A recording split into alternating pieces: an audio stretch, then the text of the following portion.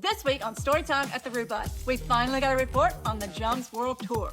We're talking all things travel, and then we tell you about our event coming up in Nashville.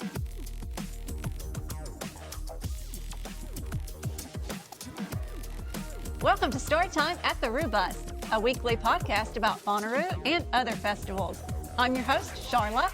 Hey everybody, it's Daniel, and obviously, as you can tell, we're back in the house this week. I want to thank everybody that came out to our thing over at Straight to L when we did that quote-unquote live episode at their venue over there. That was a ton of fun. I love doing that format. Yeah, that was super cool. We had a ton of folks out. People drove from all over. Shout out to Chelsea, Nick, Taco, Josh, JB. I mean, so many people came out for that, and it was just so much fun. And just thank you guys so much for supporting Totem. Yeah, it means a lot to us when you guys come out to those live events. And by the way, we have another one coming up. I think a lot of you will be able to come to this one fairly easily. It's going to be on Saturday, January 17th, over at Honey Tree Meadery in East Nashville, probably from around 3 to 5 p.m. It's over there across the street from the Basement East in that kind of arcade place over there. Yes. Have you ever been to Honey Tree Meadery? No, I've never actually stepped foot in there. Like, I've walked by like a number of times, but never actually went in. I've heard nothing but good things, though. Oh, it's so super cool. Amanda and I, my friend Amanda, we actually went there before we went to see the band Real Estate at Basement East. It was about a year ago. And, oh my gosh, it's really cool. You'll really like it. Okay, well, I'm going to have to temporarily pause Dry January just for that, I suppose. It's so funny. We're trying to do Dry January, but then we're having our Totem event at a meadery, so. We didn't think that one through. No. Yeah, but guys, I want to talk with you because this is going to be a bit of a different episode. So many of you probably have seen for yourself that Roo News is a little dry right now because we're doing a bit of a different schedule since the lineup already dropped. It's probably going to be about another month or so before we really start hearing about like new things and developments and such. So while we have a little bit, I wanted to do like some community stuff and return to our roots on this podcast and do some storytelling. So some of you may have heard that we have been joking off and on about the Jums World Tour on the show with friends and such. So to give you a little bit of background on that, we have a friend, Jums, that's his nickname, who literally has been all over the place in the past year. We were joking that, like, you know, it feels like the real life joke about your unemployed friend on a Tuesday, because everybody would be looking at his Instagram stories and he'd be like, oh, today I'm in a hot air balloon in Mexico or something like that. It was always ridiculous stuff. I felt like for me, it started when I met him over at the Spear in Vegas. And like from that point, he was just going and going and going. It was crazy. So I'll tell you my favorite Jums story. Yeah. So back when we very first started the Rubus group camp, we actually made it public and open and anyone could sign up for it. Well, the very first person that ever signed up, I had no idea what their name, because, you know, he used his real name. And even then I wouldn't have known Jums, you know. And I kept asking for months. I was like, who is so-and-so? Who is this? who is this? And then I finally found out. And come to find out, you know, long story short, Jums has become, you know, one of our good friends. He's just super amazing. Just one of the coolest people ever. I had a blast with him at the number of different things we did this past year. He actually rode in the bus with us when we came in this past year. He needed a ride, so I was like, hey, I have a big vehicle you could stow stuff in. So he had to come in early for the wiffle ball game. He was the Jumpire. If you've seen that picture from the wiffle ball game, and I think you might see it later in the episode if I remember right, he was the umpire. He had like the full gear and everything. But I have him on for two different reasons this week. One, because there's not really any news, so I want to talk a little bit about community news and go back to our roots and have people tell stories about stuff that they're doing as Bonnaroovians. But there's a second reason, and we'll talk about this towards the end of our little segment here in a little bit. I say little, but it goes on for almost an hour. I want those of you who are a little younger in our audience, you know, like in your 20s, college age, whatever, to really consider going out and traveling like Jums is talking about. Go to these like backpacker hostels in different countries. Me and Charlotte are obviously a little particular to Asia. Talk about that in a second. But I want you to realize it's not as expensive or tricky as you may think. And I think it's a great way for you to get like cultural experience in a very Bonnaroo kind of way. It's crazy how many similarities there are to like these youth hostels and like group camps, for example. Yep. Oh, I absolutely agree. I mean, we met one of our good friends at a hostel back in 2018. Yeah. And they ended up coming to Bonnaroo with us. We'll see her in about 2 months too. We will. But I want you to listen to what Jums is talking about and consider these kind of experiences for yourself. He talks about Hostel World, which is a great website where you can find like a cheap place to stay where you're going to inevitably meet a ton of friends. I'll let him speak for himself. We go through a lot of his stories in the past year here in just a few moments. I did want to kind of not really announce something, but talk about something that we haven't really talked about on the show just yet. So speaking of travel, me and Charla are going back to one of our favorite places here in about 2 months. We're going to be in Thailand for about a week and a half. We are going to have a couple of guest-hosted episodes while we are gone. Nick, I'm talking to you specifically through the podcast right now. He's going to be doing one. I love him and his band. They did a fantastic job in the group camp area last year. I want to see them again, hint, hint. I hope you guys are practicing. I need to see that. But I think he's going to be doing one for us. We'll twist some arms of some friends to do some. But you and I are also going to do an episode from Bangkok while we're over there. Yes, we are. To back up, Nick Wigelia, because there's like 8 Nicks. There's too many Brads. There's too many Nicks. Yeah. But yes, and then we're going to do an episode from Bangkok. Yeah, so that's the plan. Fun. So that'll be at the beginning of March, give or take, and we might try to do something live from there because the time zone actually works in our favor in that instance. It does, yeah. Yeah. But speaking of travel, I'm going to go ahead and get to this whole thing about the Jums World Tour. I can't wait. Yeah, and me and Charlotte will be back after that. Well, everybody, this is long overdue. I feel like we have been teasing this for the better part of 2 months now.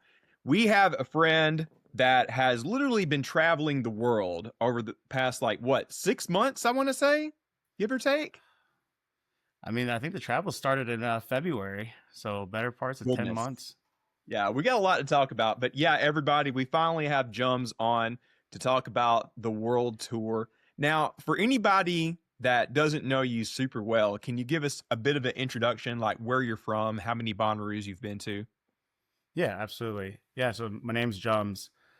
Let's see, started going to Bonnaroo in 2019, went solo, did the solo Roo, and basically found story time at the Roo bus as some prep to going into Bonnaroo, listen to the stories, listen to the lore.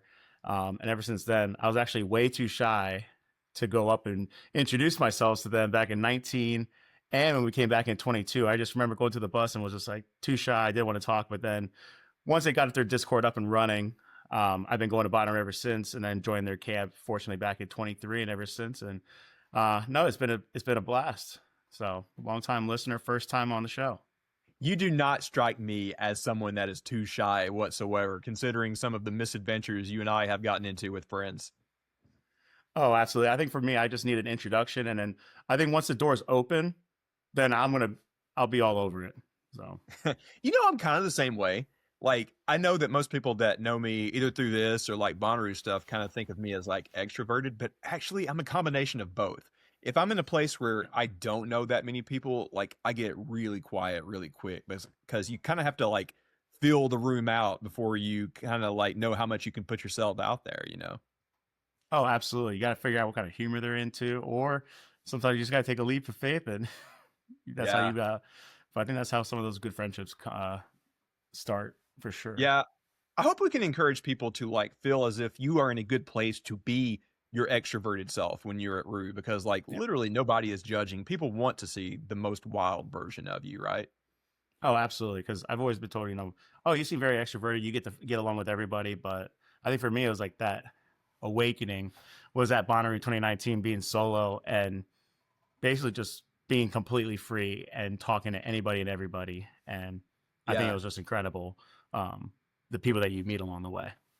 Now, we're going to talk about this here in a little bit, but I feel like your experience at Bonnaroo may have prepped you for all of the international travel that you did for almost a year, because you were probably going to a lot of these like youth hostels and stuff like that, right?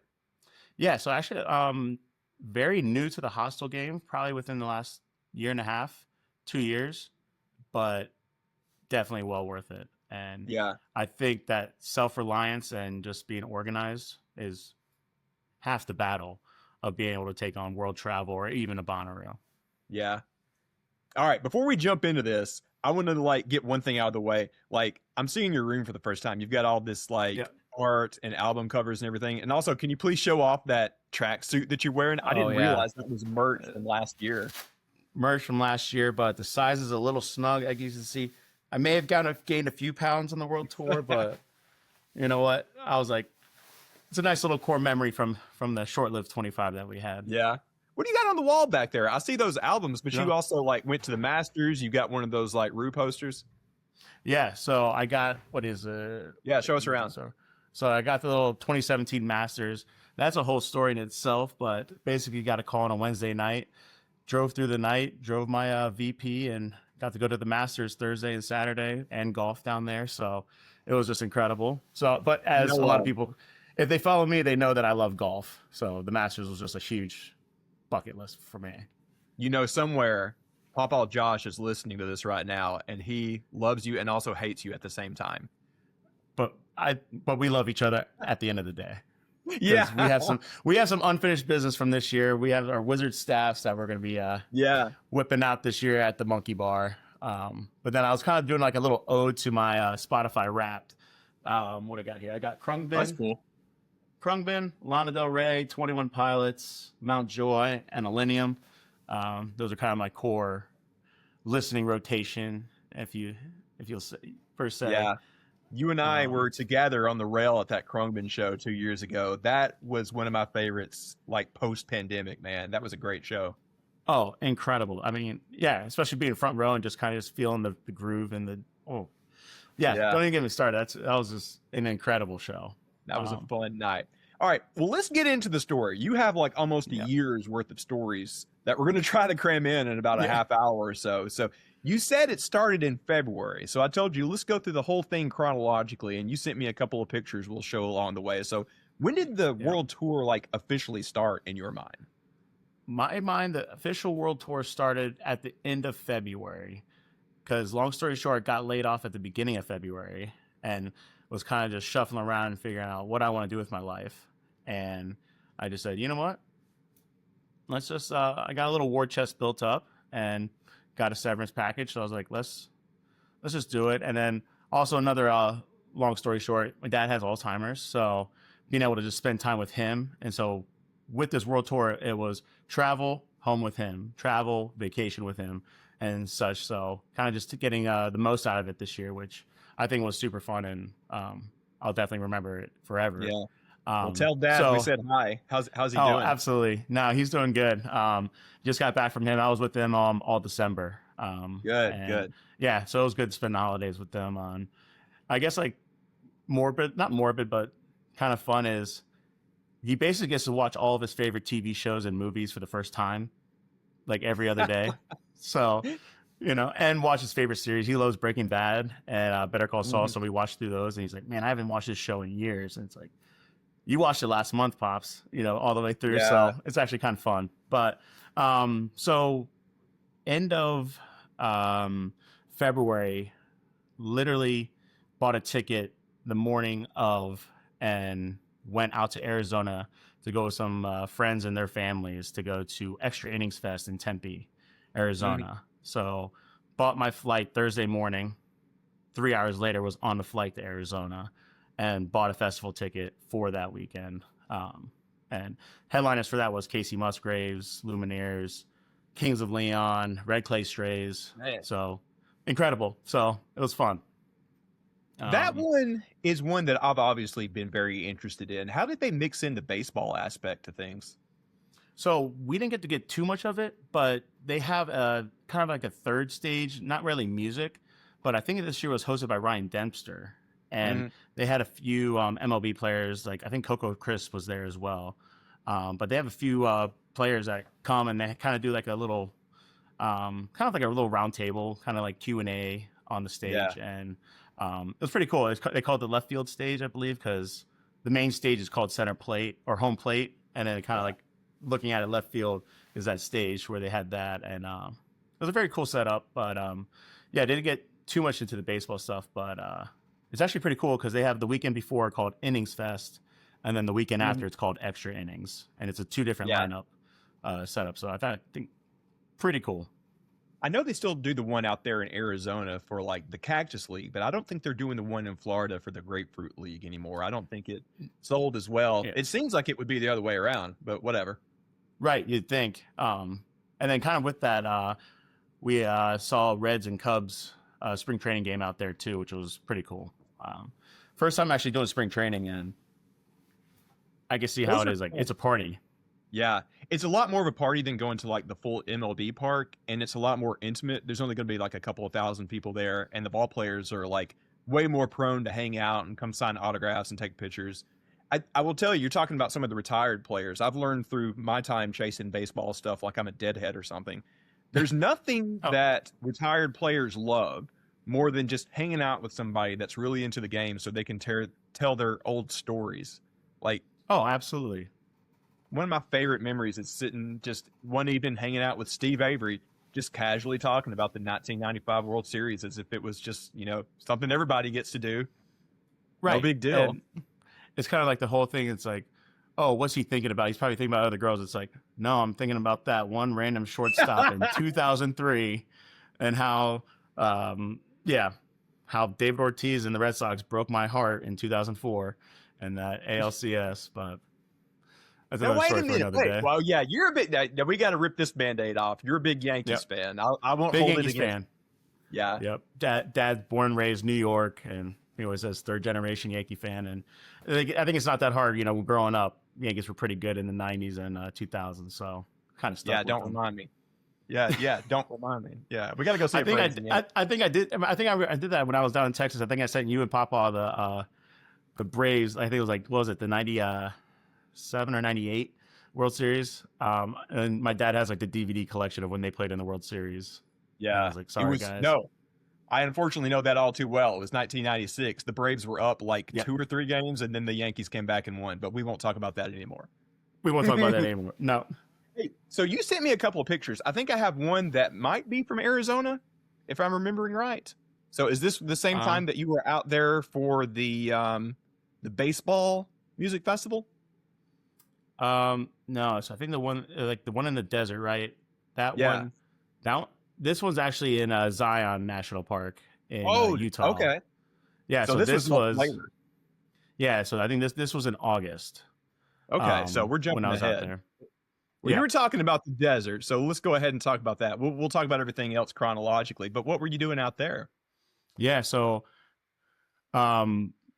say what was it, a year ago? We got Rufus the Soul tickets, and because we call it like our Millennium group. And so we all met for the first time, at least for me, I met this group of 5 or 6 in LA for the Trilogy show in LA. And we became friends ever since. And we've been doing shows once a year in different places. We did Red Rocks for Dead Mouse last year. And then this past year we did Rufus the Soul in Salt Lake City. And I kind of just said, you know what? I got nothing else better to do. Why don't I just drive out there from Ohio? And so made it a 2-day road trip, kind of drove across, stopped in Nebraska, and then drove all the way and then stayed in Park City, Utah. And then, of course, I brought my golf club. So golfed in Park City and then met up with the gang in Salt Lake. And then we did a Rufus show and did some hiking at Sundance. Incredible. And then I was like, you know what? Let's go southern Utah, and drove down there to St. George area. And I golfed at Black Desert and Sand Hollow. And then in between went to Zion National Park. And I got lucky. Jeez. Got lucky with the night before lottery and was able to get an Angel's Landing permit. And heard great things about Angel's Landing. Heard very dangerous. Looked up some YouTube videos. Yeah. It's like, oh, okay. Well, you know what? Let's just do it. So, that picture, and then I think I sent another picture from that same trip in Utah, and hiked up Angel's Landing. Got some footage that I need to edit and chop up together, and I'll post it on the socials. But it was a surreal experience because it's literally just you and a bunch of people with a chain, and that's me at the very top, just chilling on the edge and having a good time. How long did it take to get to that spot? I think for me was probably, I got to the park at 6 a.m., got on like the second or third shuttle out, and probably got up there at 9 or 10, so maybe like 3.5 hours, because that That's not too elevation bad. gain. Yeah, that elevation gain is no joke. So I was taking some breaks here and there, but in the end, incredible. I'd love to see that. The only comparable hike I've ever done like that was in Yosemite. This was around 10 years ago. Charlotte and I did a little summer trip out there, flew into San Francisco, rented a car, drove about 3 hours from there to Yosemite. And we didn't win the lottery to go to the top of Half Dome. We wouldn't have made it anyways because the weather kind of flared up in the afternoon. But like we went a good, like solid 2.5 hours up, 2.5 hours back. Most beautiful stuff I've ever seen. A little bit different than that, though. I'd like to check that one out as well. Yeah, it's incredible. And I tried to spend the whole day there, but because then later that day I did all the emerald pools, lower, middle, and upper. Gorgeous as well. And when I got to the upper, it's almost like a sanctuary of just the wall with like the pool there. And there was at one point I was the only one there because for like 20 or 30 minutes, and just the serenity and peace of just you with this 200-foot 300-foot wall, and it was just, and the pool right in front of you, and just beautiful. Not to get too philosophical about it, but that's a good time and place to do a lot of deep thinking. Oh, absolutely. Just exactly. With me, with like at the, I don't even know what kind of crossroads you want to call, a 5 points crossroad, with everything going on, but it was just incredible just to be at peace and kind of just be where your feet are. So let's get back to the timeline where we picked off before we jumped ahead a little bit. So February last year, 11 months ago, you went to Arizona. What was the next stop after that? So then Arizona, and then I kind of used Fort Worth, Texas as my home base just to be with the folks. Yeah. And so from there, went to Florida because I have 2 aunts down in Florida, and I also have a buddy that lives in Fort Lauderdale, and so he had an extra spare bedroom, and stayed with him. And then we went snorkeling in Key Largo, and incredible. And we saw some reef sharks down there, and it's like we both looked down and we looked up like, you see that?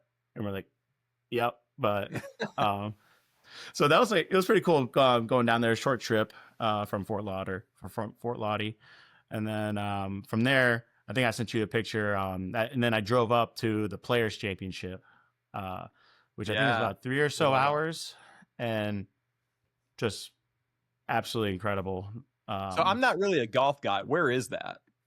So the Players is in Ponte Vedra Beach, which is just south of Jacksonville, on the east coast of Florida. But a lot of people consider this the 5th major in golf. All the top players play this tournament.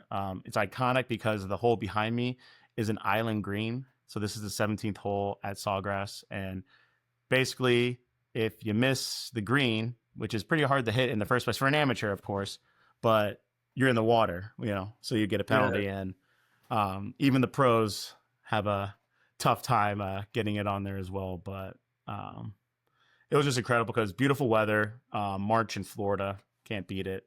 And you just get to walk around, see all the top players in the world, and kind of see them compete.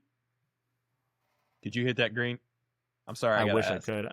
Well, I wish I could say it, but towards the end, I wouldn't say it's like comparable, but there is another island green that's kind of becoming more and more iconic that I just did in Missouri, the kind of cap off the year. But but no, to play there at Sawgrass for us civilians, I think it's running around $750 or $850 to play one round.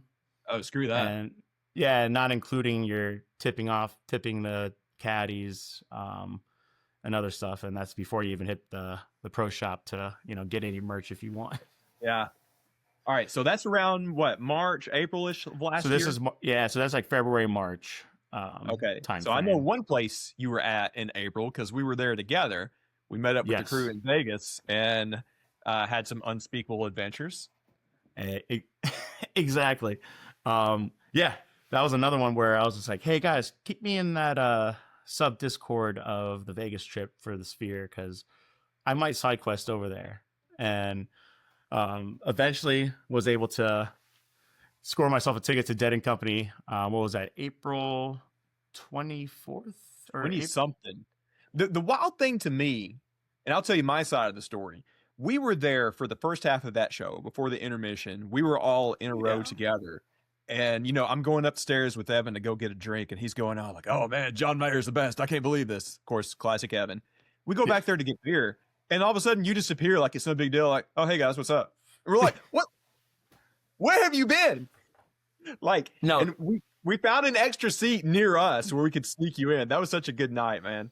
No, that was incredible because, I think I bought my ticket 2 days before the show, and I knew it was in the same section as you guys because I think I was just on the opposite side, and the service in the Sphere is not great. So I think the last message I saw was, I think I had your guys' seat numbers, and then you guys said you're getting a drink. I was like, I'm bound to run into them. I think there's like maybe that one bathroom on that side. So I was in line to get beers, but then I saw you guys, and I was like, let me play this off a little bit. Hey guys, how we doing? No, that was amazing. That was incredible. But that Sphere, incredible. Yeah, I was going to ask, like, how was your perspective of that? Like, we talked about this on here before. I was blown away. Like, what was your first impression when you saw like the first couple of songs? So I had like a little bit of a teaser because I guess I kind of skipped over because I had a little side quest in Vegas on the way down to Texas. I had a 13-hour layover in Vegas. So this was like right when I first got laid off and I was heading back home to Texas to go see my folks. But I saw a flight that had a 13-hour layover in Vegas, and I said, hey, why not? So took a stop off, and I actually saw that Postcards from Earth Sphere show. That? Did you like that? Incredible. No, I didn't know you did that. Yeah, so I think for me, I just love live experiences and seeing, I don't know how to put it in the words, but kind of like they have like that little short like intro of like little spacey, the origins of humans and the origin of everything, and then it shoots to Earth, and it shoots you over like Arctic mountains, like snow-capped mountains, and they blow cold air into your face, and like you're just like flying, and it's just like a Planet Earth documentary on steroids. And I just remember staring at it, just, oh my goodness. And that Postcard from Earth, I mean, it just takes you across the whole Earth, basically a Planet Earth documentary, right? Like in an hour and a half, and it just shows you everything, and from everything from nature to cities to, traditional cultures and ceremonies, and beautiful. But then I was like, I have to get here for a concert. And then when I saw the Discord firing up about Dead and Company, and I've already heard people vouch for it left and right, I said, okay, I got to get out there with the gang. And but those first couple shows, especially, the takeoff and then come back to San Fran to the house. Yeah. And it just takes you on a journey, and I don't even know how else to describe it. I think maybe I had 2 or 3 margaritas deep at that point, and absolutely incredible. That one was pretty special for me because, like, obviously there's a lot of like space imagery that actually has been, given to them from NASA. Don't ask me for all the details because it's not my office, but like that stuff at the beginning where you kind of like leave Earth right before you go through like the wormhole or portal, whatever they want to call it. That's like real legit stuff. So like I was kind of crying in the club and I was able to see all that stuff, man. It was amazing. Oh, absolutely.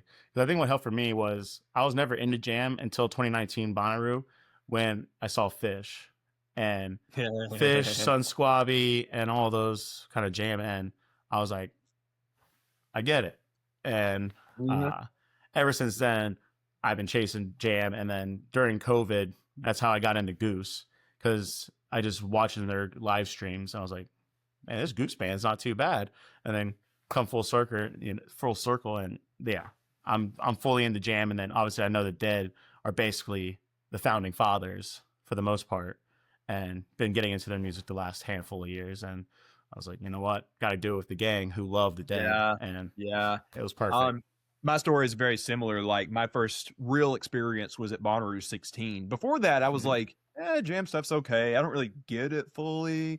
But then, like, when I saw it live, I was like, whoa, I understand why people are obsessed with that. And then, like, my level just kept getting bigger and bigger and bigger with jam, Got to see Fish a number of years ago, have seen Goose like 4 times now, I think. By the way, I might go with you guys in April. We'll talk offline later. I heard about that. Done. Yes, done. In Georgia, yeah.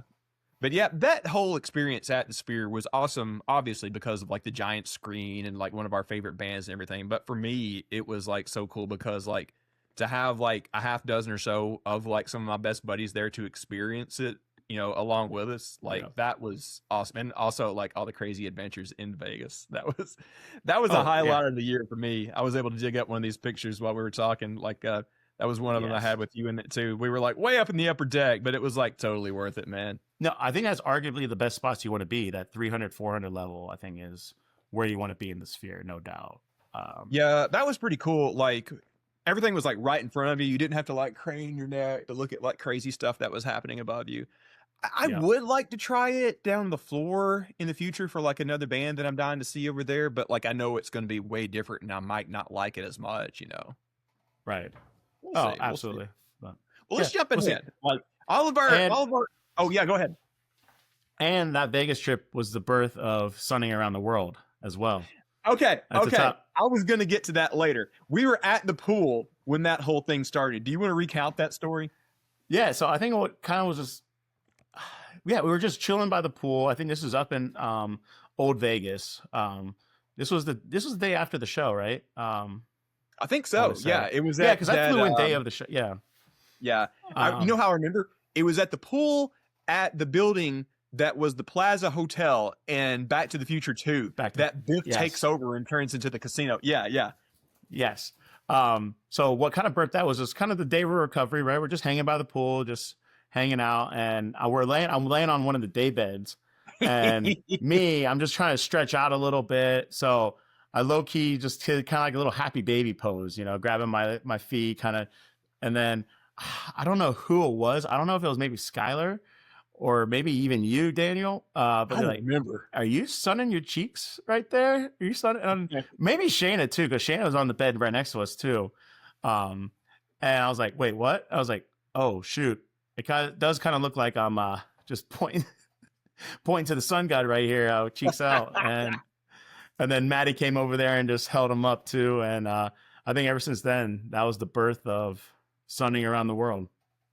It's gotten a little out of hand, but in the best way. So like you have done this in all these different locations. And like for everybody watching, I was able to pull this up really quick.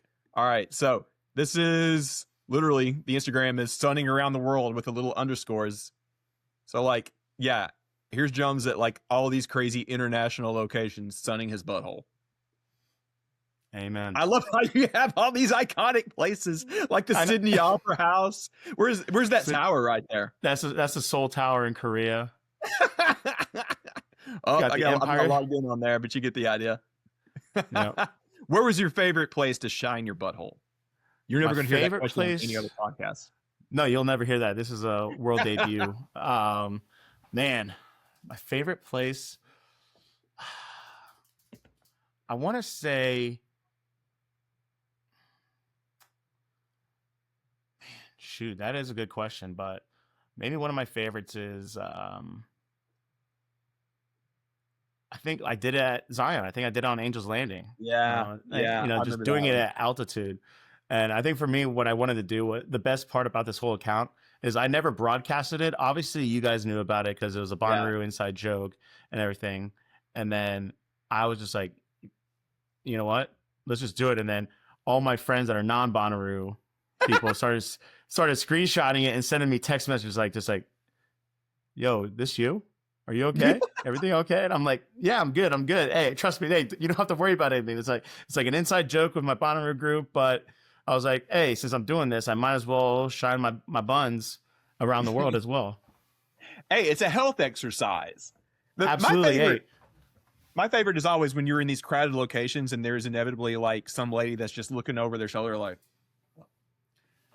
boom, there it is. That's my favorite one. And I think Andrew can attest to it too. It was in Dublin, Ireland. And I had the Dublin Spire kind of going right up the middle.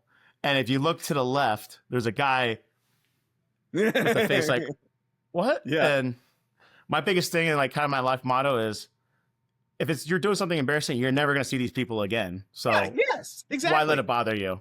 So that's another good point about like traveling internationally. I really feel like, and this goes to you and the younger audience that listen and watch to us, like whether it be Bonnaroo or like one of these like international locations like Jums is about to tell us about, it doesn't matter. Like they're either on the same level as you or they don't care because they don't know you. So you can be as much of a, wholesome idiot as you want. It doesn't matter. exactly. But let's talk about some of those international locations. You were talking about places in the States for the most part to this point. Yeah. So like give us the checklist. Like where was everywhere that you visited around the globe? So yeah, I was writing it down here, but 9 countries that I hit this year. So Canada, did an Alaskan cruise with the family in June. So we kind of made a pit stop in Vancouver. That's where it kind of came in and out. Yeah. And Vancouver, incredible. And if I could tell anybody, Vancouver and then Victoria Island was just gorgeous, especially in the summer. Wasn't hot at all, like perfect temperament. Couldn't beat it. And then I had 2 friends that I did London and Amsterdam back in 2024. And they were both like, hey, we're going to go see The Weeknd in Toronto, the hometown show. And I was like, ooh. And I was like, when is it? They're like, the show's on a Monday. I was like, Yeah. you know what? I can actually drive to Toronto. It's like a 5.5 hour, 6 hour drive. That's not bad. So pulled that last second and drove up to Toronto and saw The Weeknd play in the Rogers Center, which is where the Blue Jays play. Yeah. That is a beautiful ballpark, but the concert was incredible. And so Canada, and then Mexico, we did Mexico City where we saw Bad Bunny, and oh my gosh. That looked wild. I saw your videos from that. That was, I feel like seeing him in a Spanish language place is like a whole nother level. No, so that's funny that you bring that up because we got tickets to see Bad Bunny because we've been trying to see Bad Bunny forever. And the only location that we were able to like potentially get tickets was in Stockholm, Sweden. And we're like, do we really want to see Bad Bunny in Sweden? Yeah. We kind of want to see him in a Hispanic speaking country. And then kind of in the last like 3 or so months, we're like, Mexico City. And you know me, twist my arm lightly and I'm already in. So yeah, I feel like that's a better spot to see him than like next door to an IKEA or whatever. Yeah, exactly. Eating Swedish meatballs. Exactly. Yeah. But no, incredible. The food there is hands down some of the best. And yeah, not a single word of English was said, but the drinks for a regular beer that's 2 12-ounce cans, $5, $5 USD. Yeah. And it's like, gosh, this is how it's supposed to be. So this is one thing that I'm always trying to tell the younger crowd about going to some of these international locations, because like I've said this before, when Charlotte and I go to Thailand, like great dinner and a beer, like $3. It's nothing. The same plate and a beer would cost you, like I had almost exactly the same thing in Atlanta about 4 months ago. Fancy upscale restaurant near Buckhead. Same plate that I would have gotten in Bangkok for $2 was like 20 something in Atlanta. And it's better in Thailand. Anyways, we'll talk about that another time. But all right, we're talking about still the Americas though. So like where else did you hit up that wasn't on this continent? So then let's start with so one of my biggest side quests I did this year was going to Ireland, Northern Ireland, England, and Wales. Oh my God. Booked that on a whim because I had some miles left over, and I was like, hey, why don't I just use these miles? Like, this is the perfect time to use them. And to Ireland, a round trip to Ireland, I was like, yeah, let's do it. So flew over to Ireland, zero itinerary. I've been to Ireland before, but I was just like, let's just do it because I want to kind of see my ancestry because my name is Daniel Patrick McHugh. So it's like, you know what, let's do it. And it was very fun. But what I didn't realize was that was the weekend of the NFL game that they played in Dublin. So I showed up, and funny enough, walking through the airport, they had like Irish people playing like NFL cheerleaders and coaches like, hey son, welcome to the NFL. And I'm sitting there like, excuse me? So did you fly to the right place? Right. Yeah. Yeah. I was like, excuse me? And then I was like, oh my gosh. And kind of just walking through city centers and everything and seeing all of the Vikings and Steelers garb everywhere it was cool, you know, and everything. And at that point I booked a hostel, and the hostel in Ireland was like maybe $20 a night at a decent spot. Yeah. I was like, all right. But then I saw the prices on the weekend, and I said, what the, and they bumped it up to like $80, $100 a night. I was like, what? And I was like, oh, it's for the football game because they brought in so much tourism. So I was like, oh shoot. So I was like, you know what? Screw it. Let's go to England.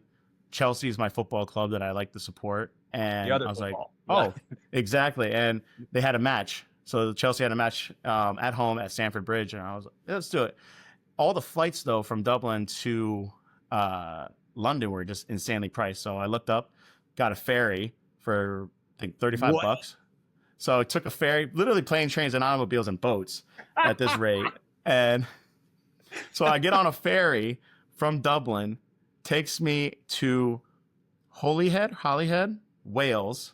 Yeah, I've heard of that. Get there and hang out there for. And the reason why I count Wales as a country is because the train wasn't coming for another hour and a half, 2 hours. So I was like, the town's right here. So went and got myself a pint. And I was like, all right, I count this. I'm in a city in Wales getting a pint. I was like, I think this counts more than like a layover in an airport or whatever. So got to walk the streets a little bit, but get on a train that takes me to London, and then find a cheap Airbnb in London and go to the Chelsea match. Incredible versus Brighton. Unfortunately, they lost, but still very cool to see a home Premier League match of a club that I support. And I said, oh, hell yeah, why not? I'm jealous. I missed London. Charlotte and I spent about a week there way back in 2013, and I fell in love with the place. Like, there's a little bit of everything from all over the world there as far as like culture and restaurants.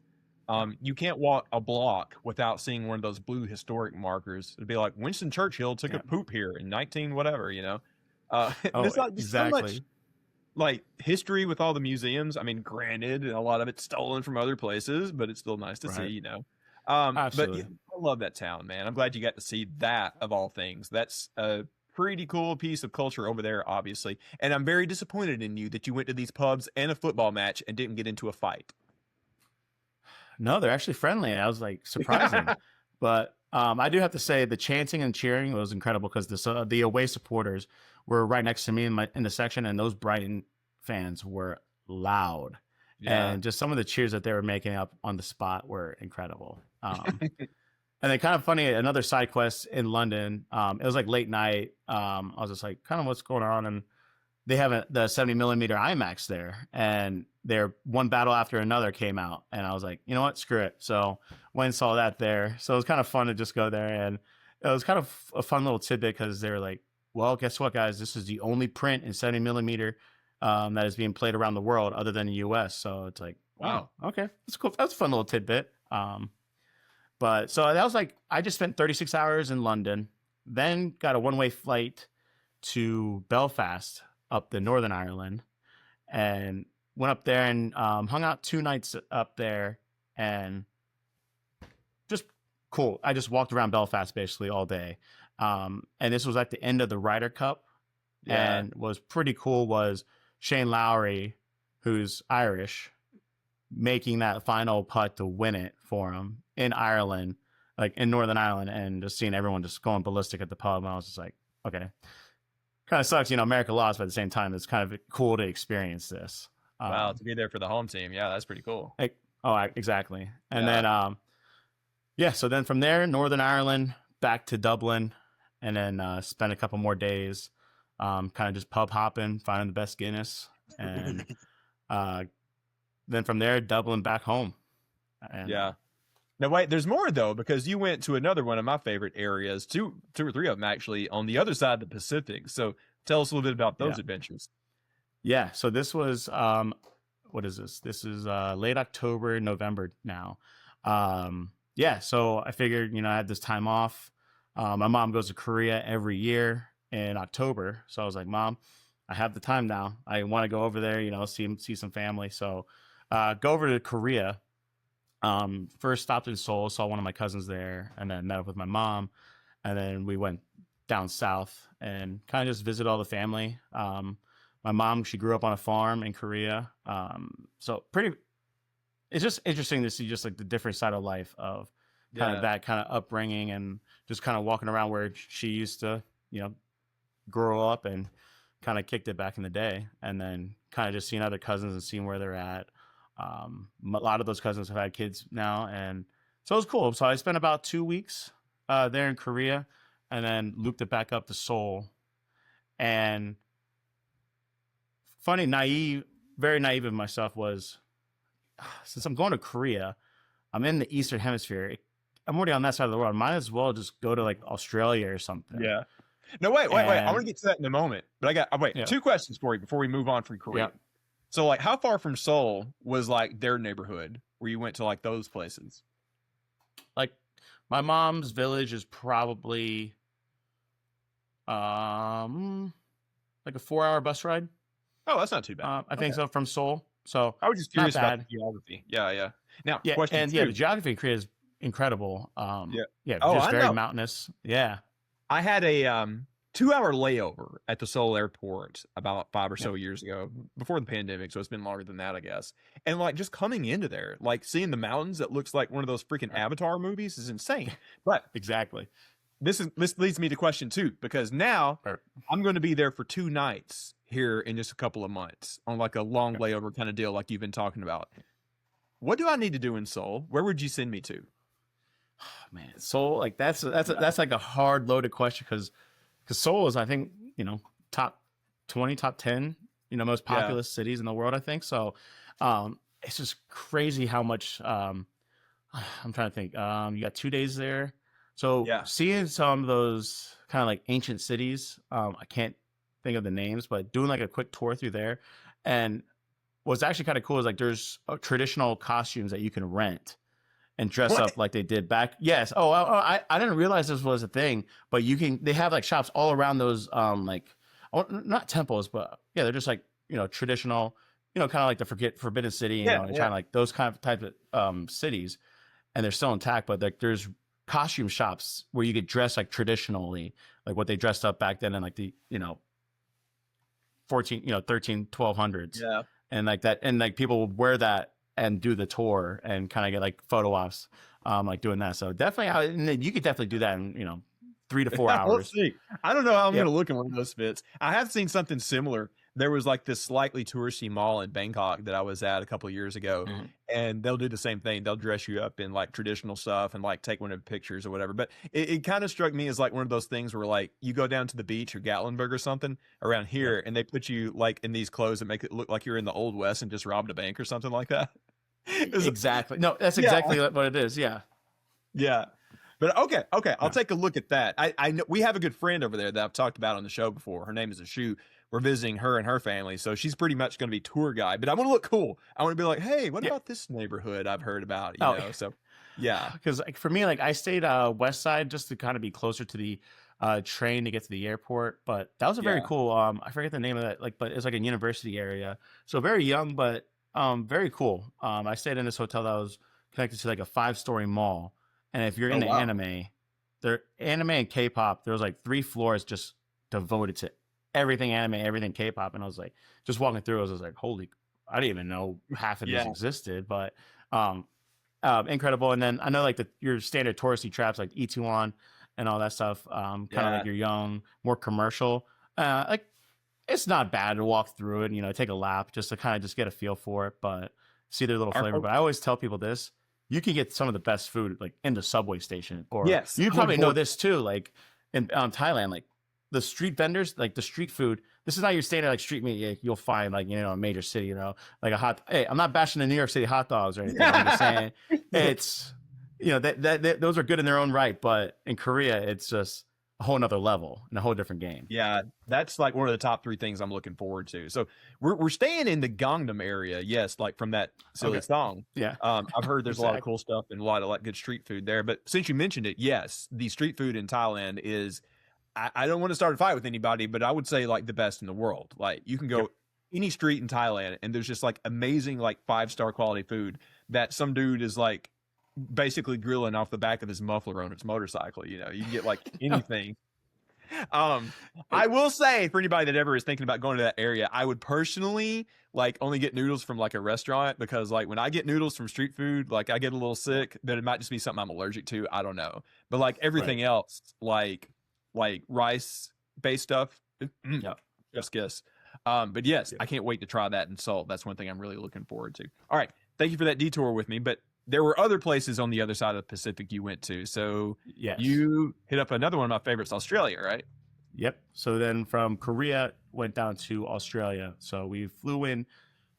The way my connections worked, flew into Sydney to Brisbane, and then I'd met up with a friend who said, "Screw it, I'm going to Australia with you." I was like, "Hell yeah, brother!" So I was like, "Let's do it." So he bought a ticket, met me in Brisbane, and then we bought flights to go up to Cairns, which is about, I think, another 2.5 hour flight north. So kind of out north. And reason why we wanted to do Cairns is because we wanted to do the Great Barrier Reef. And so incredible. Took the 1.5 hour boat ride out there, and I do have to say it was a rough day on the water, and our boat looked like a war zone at the 1 hour mark. Like just walking through there, people are laying down left and right. Everyone's on the back deck puking through in their bags and everything. I was just like, oh my goodness! Like, it's funny you say that because I almost did that trip when we were down there back in 2019, but I decided to go to New Zealand instead, which we'll come back around to in a moment. Yeah. I'm kind of like in a weird way glad to hear you say that because it helps me realize I made the right decision because Charlotte would have barfed and then have been ready to murder me because of making her do that. Yeah, so that's actually good to know. But how is the reef itself? I think everybody has heard about all the environmental impact. Yeah, so for me, it was kind of like, it wasn't night and day, but in Key Largo, like the Fuller Keys, like those reefs are pretty much dead. And, but it's still kind of cool to see, what was and kind of like a little bit of like remnants, but at least in the reef, like you saw some color and the water just crystal clear, obviously out there. But you can try to see them reviving some of it, but still just seeing like the depths. And I was able to see a sea turtle down there. So incredible. But yeah, we had 2 stops and very cool. So I definitely would recommend Great Barrier Reef if you're ever in Australia. It's definitely worth the trip up there. All right, I gotta get Charles some Dramamine or something next time. Exactly, that's what like they have pills on the boat that you could buy for like $1 or something like that, or just go into it pre because some people were in there like, oh, I've been deep sea fishing, I'm fine, and then it's like, no, this is a different game. It's like we were sitting out on the front, like on one of the seats, and it felt like 30-40 feet that we were up and down.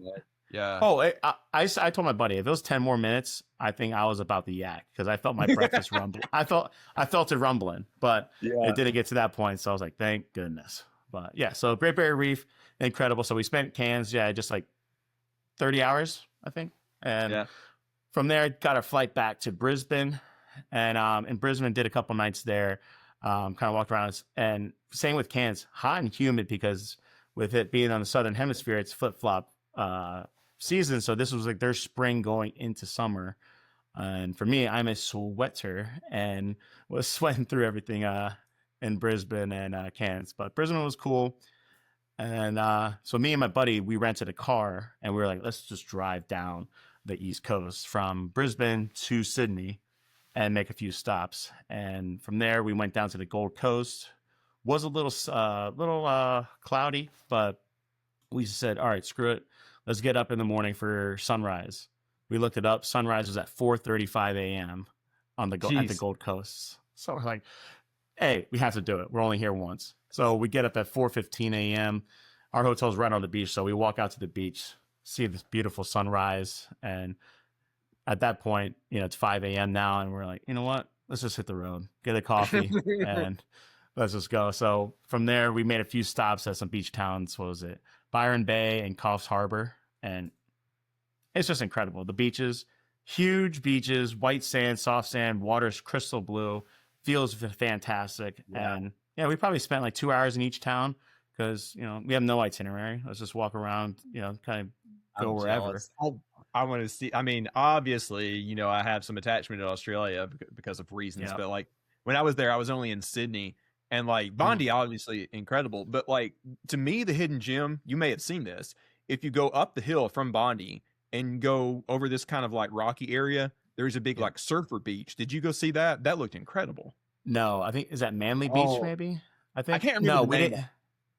Yeah, It's so the short walk. Yeah.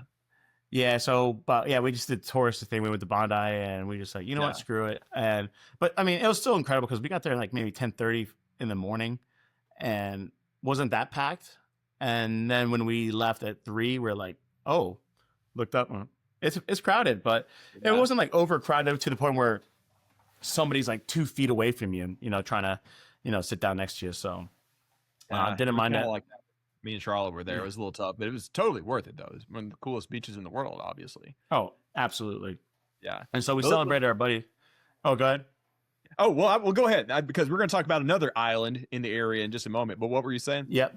Yeah. So from Sydney, we went to a steakhouse for my buddy's birthday because it was in Sydney, and it was one of those places where they take your phone because they kind of want you to just be in the moment type restaurant. We're like, I like that. Heck yeah. And what was cool is how they did their bread was, sorry if you guys go to Bisteca in Sydney, but spoiler alert, they give you a candle and then they light it and it's like on a side plate. And we're like, But we were kind of told earlier, the candle is butter.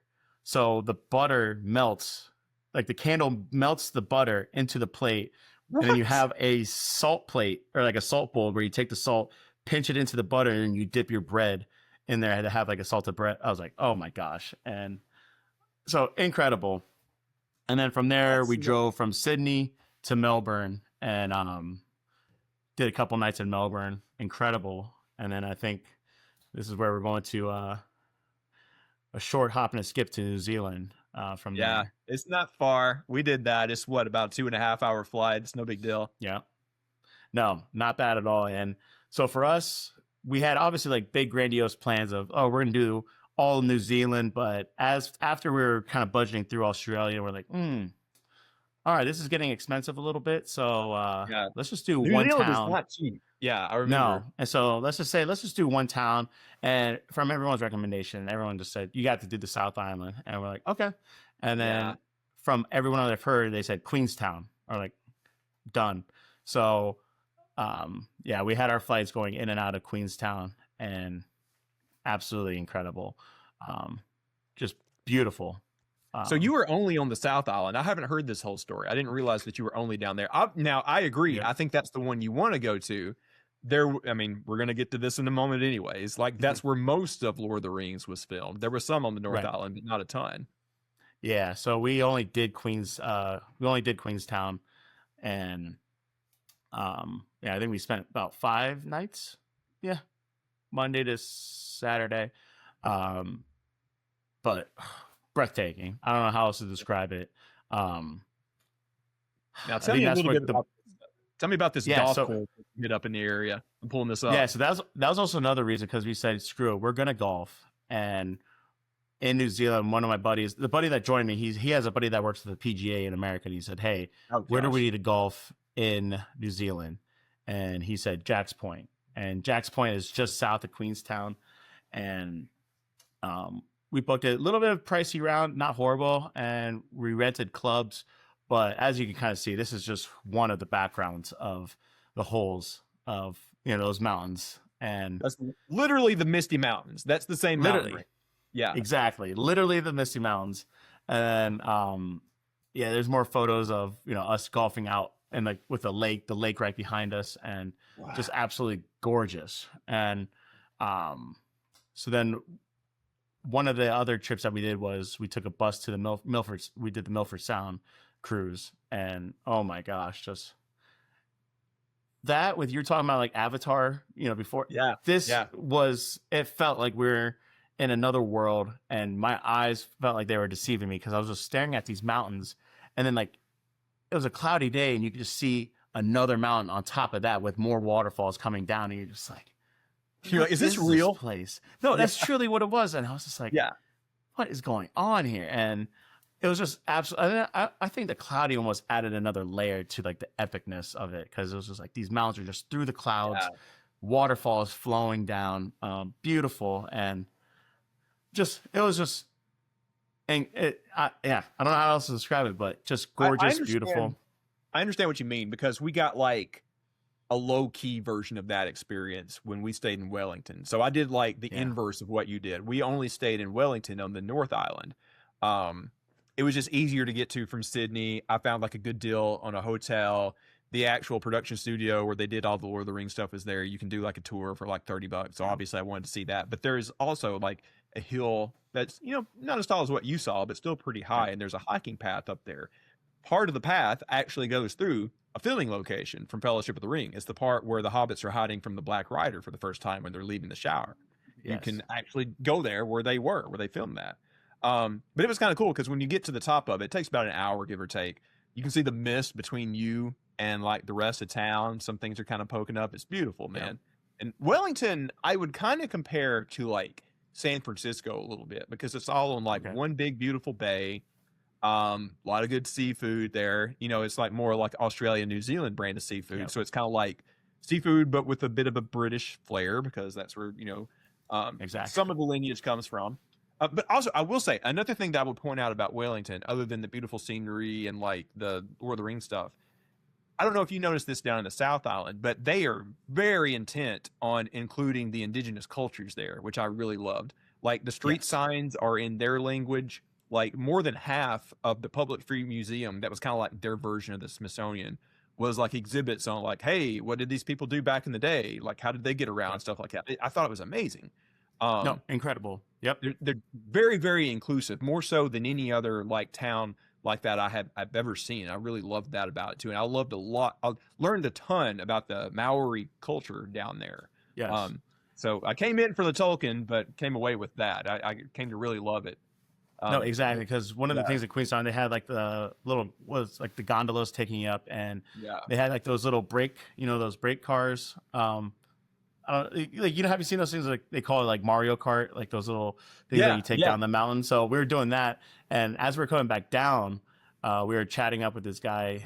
He's from New Zealand, and he's like, "Oh, you guys are cool lads. Let's go get a pint after this." And we had nothing else to do. We're like, yeah, let's do it. So we kind of sat around with this guy for a couple hours and just chatting, and he was just telling us about the New Zealand culture, and he just said exactly to your point was, it's a blend, and there's an appreciation from, you know, the settlers and the natives and how they've kind of blended their cultures and how they can be cohesive. And it's like, not a bad idea, guys. And I agree. It's incredible. Man, you can understand really quick why a lot of people learn more about the place in New Zealand, and it becomes like one of these places like, do I want to ditch America and live down there? But of course, it's very difficult and very expensive. Exactly. Not easy. All right. So was there any other grand location that we missed in our list here?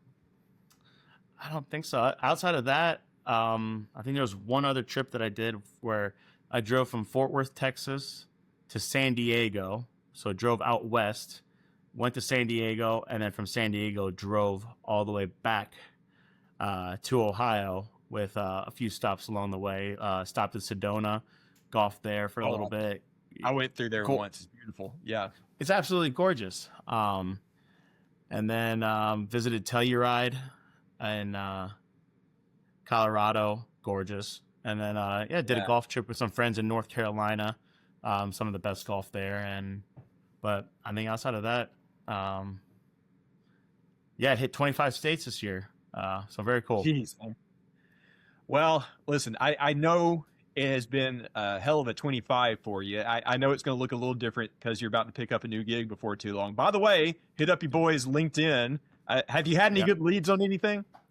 No, so when I got back basically full-time back in the U.S. or back in the U.S. in December, kind of year-end type stuff. So not too many responses in December, which you can kind of understand, you know, kind of people are checking out for the holidays and closing up the year. But I have some leads that I'm going to be following up here in January 26th. So it's going to be fun hitting up the Discord networking as well as talking to some other folks that I have some leads with. Well, when you inevitably get the question about like, hey, can you explain this gap in your resume? Just send them to this episode. I should. Yeah, I know. I absolutely should. And be like, hey, sourcing, procurement, you know, operations. I got it. Yeah. So hey, hit up your boy. If anybody listening knows of some openings in those areas, we're gonna find you a good spot. But I will say, should your new job provide it, we have one more adventure for you in 26, and I think you already know what I'm talking about. We're planning on getting a crew of us, maybe about a half dozen of us, out to Burning Man in into August, beginning of September. My man, you ain't seen nothing yet. I'm going to show you a good time over there. Oh, I cannot wait for that. We got, you don't have another one where you twist my arm. Over there. Yeah. Oh, exactly. Some great vitamin D out there. Yes. Jums, thank you so much for spending more time than we intended, but I think we did need the time to go through the whole list. There was one last thing I did want to talk about, though, before we get out of here. The big point, well, you know, I wanted to hear your story, but one big point of having you on this evening was to demonstrate to like some of our younger audience, like kind of the totem age, that this is totally possible. But I wanted to get the point across to them that it's totally possible to do this on a much cheaper budget than people may realize. Like these hostels you were talking about, just about anywhere, unless there's a football game, are just like, you know, 15, 20 bucks a night. You can get like cheap food in places like Thailand. So like, that's what, I mean, I can talk about that all day, but I want to hear your perspective. You were actually able to do it like relatively easy, right? Yeah, no, absolutely. And yeah, for me, Hostel World was a big one. And then you see most of these hostels too have them on Airbnb and those other booking sites as well. I mean, Hostel World is kind of your first stop, I'd say for sure. But yeah, 15, 20 bucks. You're in a bunk room with, you know, possibly 5, or mine has always been 6-person, you know, 3 bunk beds in there, but you got your own locker. And for me, all of them had kitchens, which is very nice because you just get your own food, you know, cook up a bowl of ramen if you want. And but to your point, if you're in Thailand or if you're in Korea, food is incredibly cheap. So might as well experience out that. But yeah, it's really when you get there, you don't let that scare you, because the lodging with the hostels, incredible, food, incredible, and the experiences you'll never forget and you'll never get back. I'll come back to that in a second, but that's one thing that I would point out as far as like making it cost efficient. So a lot of these like short hop flights that you were talking about, I found in my travels that they are pretty inexpensive. You think about like a short hop flight here in the States, like if you go from like Florida to New York, it's going to be like, if you don't catch it a good time, like $400 or $500. But like for me, when I travel from like Bangkok down to the beach in Thailand, it's like $20 each way. It's no big deal. Exactly. It's the same with Europe. When I was bouncing around Europe, hey, good old, I finally popped my Ryanair cherry. But yeah, it was from London to Belfast. I think it was a $45 flight. Yeah. Incredible. No big deal. No big deal. As well as other countries like that where you can utilize buses and trains as well, were well worth the price if the flights are out of hand, and never had a problem with those. So love a good train, love a good bus, love a good public transit. Makes you realize how badly we need a train system like that in the continental U.S., man. It makes a big difference. Big oil. Yep. Well, yeah, you're probably right. One other last thing I did want to talk about before we get out of here. You were talking about like kind of the communal aspect of going to those hostels. Hostel World is a great resource. I've used it before. I'm glad you brought that up. I would stress to everybody, when you stay at those kind of places, the vibe is so similar to hanging out in the camps at Bonnaroo, but with an international flavor. You experience this too, right? Yes. So just to take it from that, when you think about it, all these people have the same mindset as you. They're all from different areas looking for a, quote unquote, cheap place to stay, but also it's a community aspect. You have people from different walks of life. For us, like in the hostel that we met in Cairns, we met a guy from Alberta, and he just got back from a 3-day scuba expedition of the Great Barrier Reef. But we went out and got dinner, got drinks, just chat about his background, why he was coming out here. We did meet a lot of gap year kids from the UK who were just out there traveling and living out of a backpack. And it's just incredible because in Ireland, I was getting pints with different people from around the world at different pubs, and you can't get that anywhere else, especially for that price. Yeah, exactly. One of the best nights of my life was at the bar at a hostel in Thailand way back in 2018. We had gone on a boat with like people from all over the world that day, going snorkeling and stuff. And we all decided to meet up that night. There was like, I don't know, like 30, 40 of us. And we were there for just hours, like just cutting up, sharing stories about what was going on back home. And that was the night that me and Charlotte in Brooklyn met a shoe. And we just like tipsily said, hey, fly to the States, go to Bonnaroo. And like,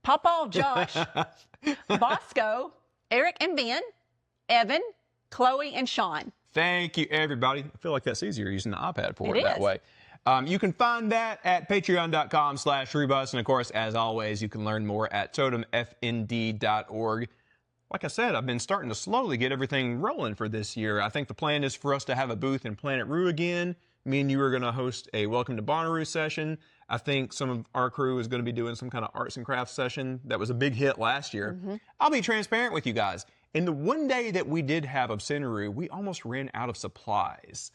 We did. We learned, that was one big lesson learned. We got to get a lot more stuff because you guys went through that very fast. We'll make sure that we got it covered this year.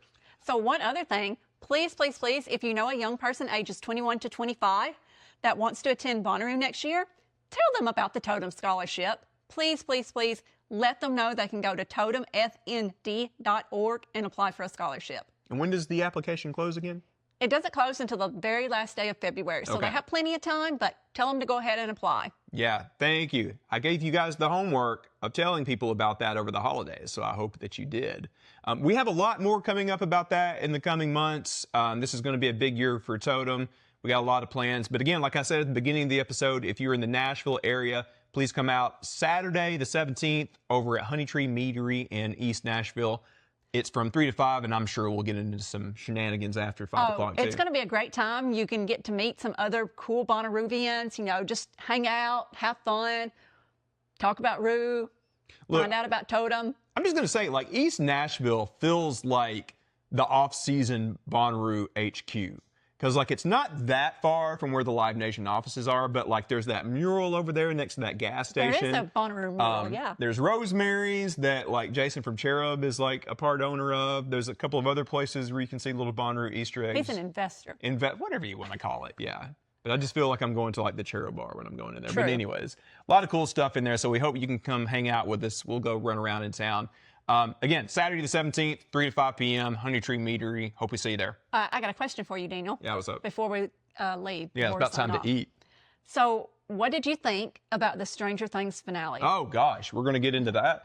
I liked it. I liked it a lot. I don't want to get into spoilers because we probably have a couple of people that haven't watched it yet. True.